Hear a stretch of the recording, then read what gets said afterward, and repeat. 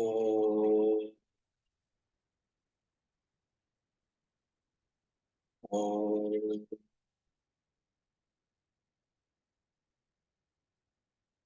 Om.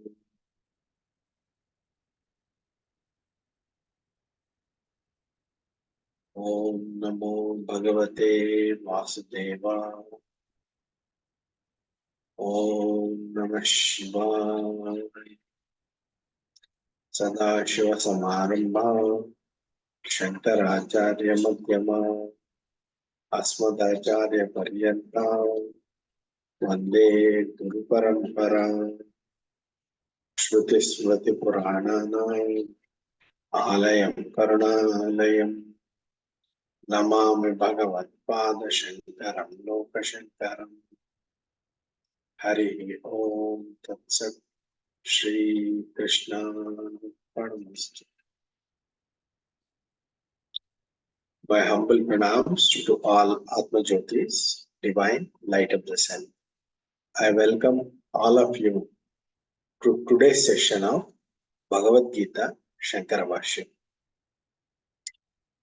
I am not a jnani, I am not a pandita, I am not a guru. I am just a seeker, I am just a sadhaka. I am conducting this study hour as a means for my learning. I am following few books, making notes, and making those notes available to you. If there are any mistakes, please forgive me. We are studying Bhagavad Gita Shankara Bhashyam. We are in chapter 3. We have completed 3 shlokas in chapter 3. Today we will be completing shloka number 4 and 5. Let me share my screen.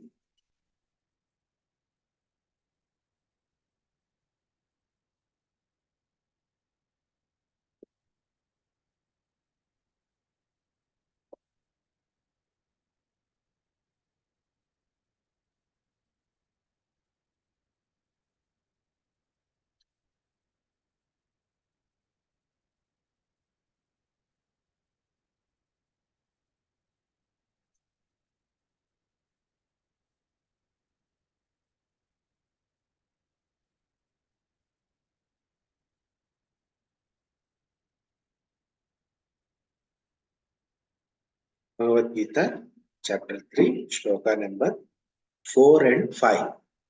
It is mentioned incorrectly as 4 and 9. It is 4 and 5. Shankara Bhashyam 4.0. So, we are discussing about the shloka which Arjuna said that if you, O Krishna, if you are saying that jnana is higher than karma, then why are you asking me to engage in this ghora karma? This is the question of Arjuna. So we have seen shloka number 1, 2, 3 based on that. Now the 4th shloka, this is before 4th shloka. So we have established that jnana is higher than karma as asked by Arjuna. And Krishna's answer is also accordingly to that. Therefore, because Krishna has not contradicted Arjuna, on top of it, what Krishna said, Jnana yogena sankhyanam, karma yogena yogina. Jnana nishta is for sannyasis. This is what Krishna said. And therefore, jnana and karma are to be practiced by different persons at the same time.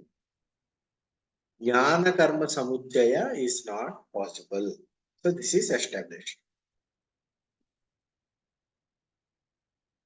So now Arjuna is saying, Arjuna's thought process will be like this. Oh Krishna, you are asking me to do the karma.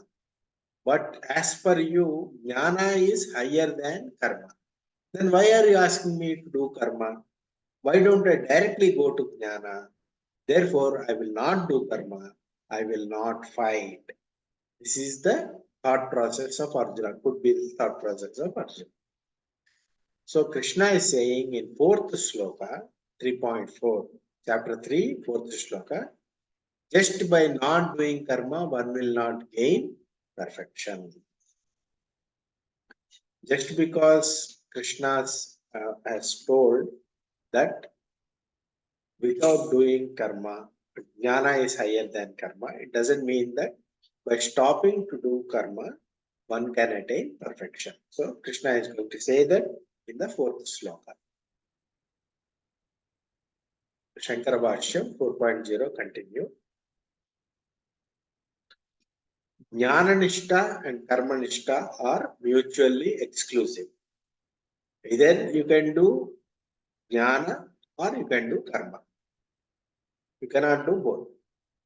Different persons can practice them at the same time, or same person can practice them at different times. It is not possible for the same person to practice both jnana-nishta and karma-nishta at the same time. Jnana karma samuchaya is not possible. Karma nishta leads to chitta shuddhi and helps in jnana nishta. But karma nishta alone is not capable of leading to liberation. Whereas jnana nishta, after karma nishta, chitta shuddhi leads to jnana nishta. Jnana nishta alone is capable of leading to liberation. Demonstrate this fact, Krishna is starting the following argument. Gita, Bhagavad Gita, chapter 3, shloka number 4. Na karmanam anarambham naishkarmyam purushoshnute na cha sanyasanat eva siddhim samadhigacchati. What is the meaning of this? One doesn't become free from karmic reactions just by stopping action. Nor one can attain perfect wisdom just by renouncing action. Shankara Bhashyam 4.1.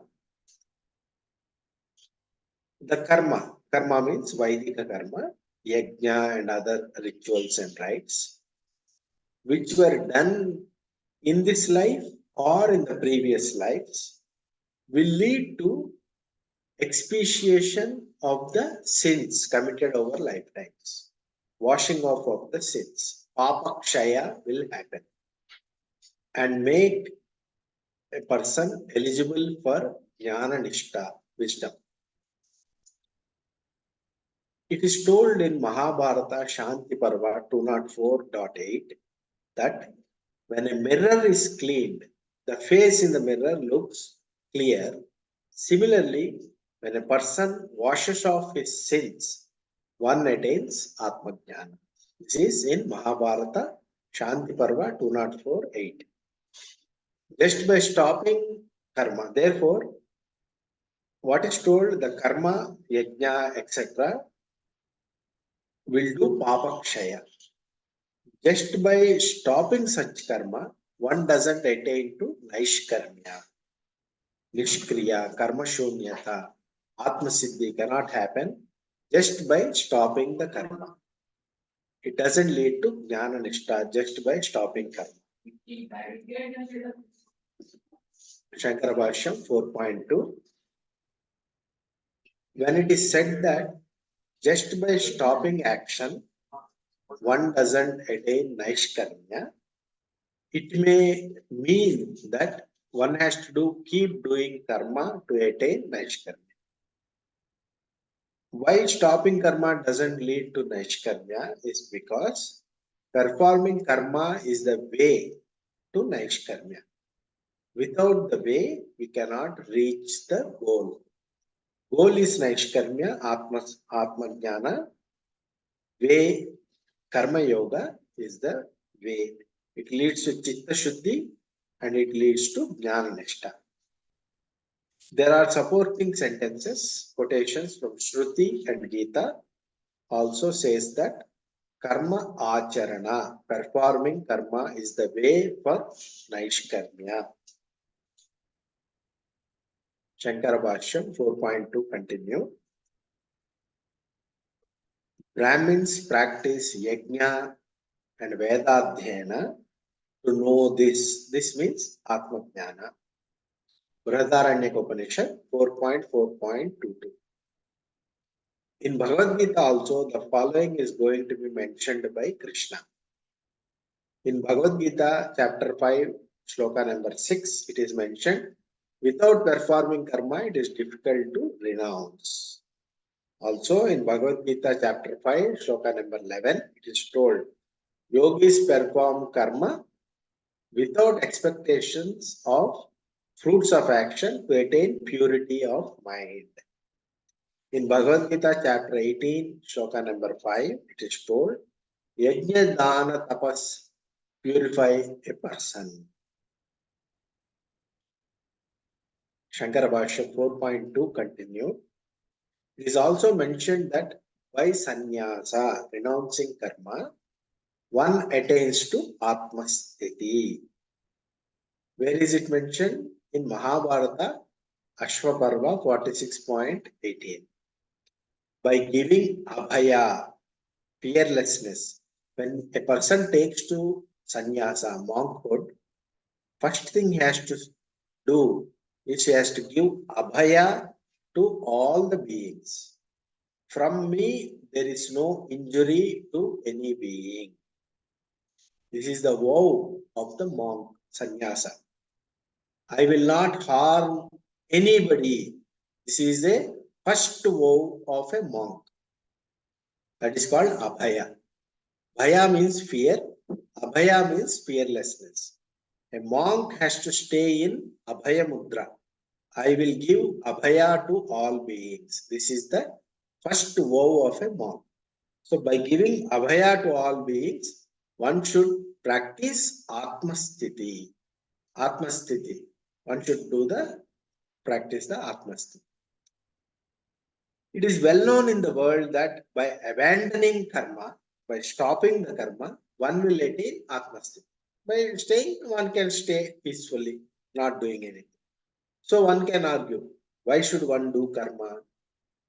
To demonstrate that if a person abandons karma without proper jnana, see, stopping karma, naishkarma has to be with jnana, not without jnana. It is useless. If you do it without jnana, stopping karma is useless.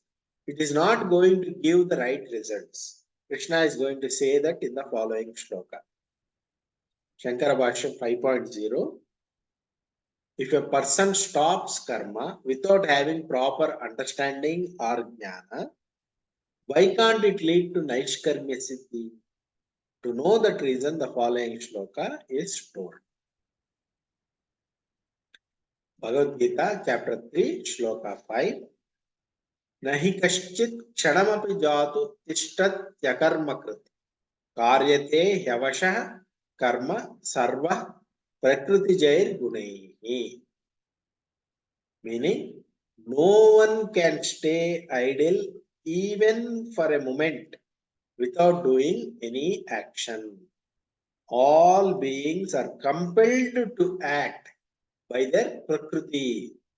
Prakriti is what is a combination of sattva, rajas, tamo gunas, three gunas. The body and mind are made up of sattva, rajas, tamo gunas combination. Because of the action of the prakritis, everything happens. Whereas you are not the body and mind. You are not made up of three gunas. You are pure spirit. You are Purusha. The body and mind is Prakriti. Prakriti is made up of three gunas, and a being with the body and mind who takes up that I am this body and mind is swayed by Prakriti gunas. Whereas in reality, you are the Purusha, the spirit, the consciousness, the Chaitanya. Chaitanya does not have sattva, rajas, tamo gunas. It is the Prakriti which has the Sattva, Rajas, Tamo gunas. The Chaitanyam is pure and holy, but it is mistaken that I am the body and mind. Therefore, the problem arises. Therefore, what Krishna says is, nobody can stay idle for a moment. Every being acts by the sway of the Prakriti, Sattva, Rajas, Tamo gunas Prakriti. Shankara Bhashyam 5.1. The reason is nobody can stay even for a moment without doing anything. Why? Because all beings are compelled to act by their Prakriti, inborn nature, the three gunas. The body and mind are made up of three gunas. All beings are under the control of their gunas, Sattva, Rajas, and Tamo gunas. This fact is applicable to Ajnani. This we have to supply to complete the sentence. Whatever Krishna told, we have to supply this. This fact is applicable to Ajnani. Like that, we have to understand this shloka. This shloka is not applicable to a Jnani. This fact is not applicable to a Jnani because it is told in Bhagavad Gita itself, in chapter number 14, shloka number 23. Jnani is one who is not moved by gunas. Jnani is gunatita. In Bhagavad Gita chapter 14, shloka number 23, it is told that. Therefore, we have to supply this sentence. This is applicable to Ajnani. What is applicable? That everybody are under the control of Prakriti, three gunas, and they are compelled to act. This is applicable to Ajnanis only, not applicable to Jnanis. This is we have to understand. Shankara Bhashyam 5.1 continue. In Bhagavad Gita 3.3, Bhagavan has separated out Sankhyas, Sankhya yogis. So Karma Yoga is only for an Ajnani and not for a Jnani. What is 3.3? Jnana Yogena Sankhya, Karma Yogena Yogi. Karma Yoga for yogis and Jnana Yoga for Sankhyas. Therefore, this shloka is applicable for Ajnani. Whereas Jnani is not moved by gunas. So there is no movement for a Jnani. Hence no Karma Yoga for a Jnani. We have commented on Veda Vinashinam like that in Bhagavad Gita chapter 2, shloka number 22, showing this kind of meaning. V means Shankaracharya and all the Vedantas. Thank you very much.